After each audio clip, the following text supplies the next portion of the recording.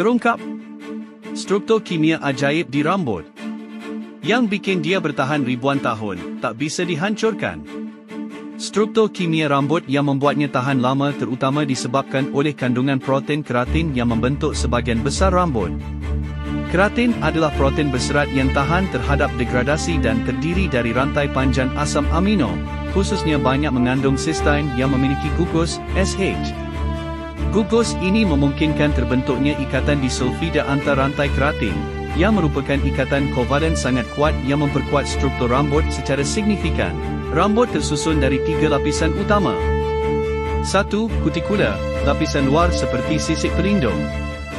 2. Cortex, lapisan tengah yang berisi keratin dan memberikan kekuatan serta elastisitas, dan 3. Medula, lapisan dalam. Kutikula yang bersisik rapat melindungi bahagian dalam rambut dari kerusakan lingkungan dan menjaga kelembapan. Selain ikatan disulfida yang kuat, ada juga ikatan ionik dan ikatan hidrogen yang membantu menyatukan rantai keratin menjadi struktur yang stabil namun fleksibel. Ikatan hidrogen mudah pecah saat rambut basah tapi bisa terbentuk kembali saat kering, menjelaskan perubahan tekstur rambut. Dengan kombinasi struktur protein keratin yang padat dan ikatan kimia yang kuat, rambut bisa bertahan dalam kondisi keras dan lama, baik di lingkungan alami maupun terpendam di tanah selama bertahun-tahun.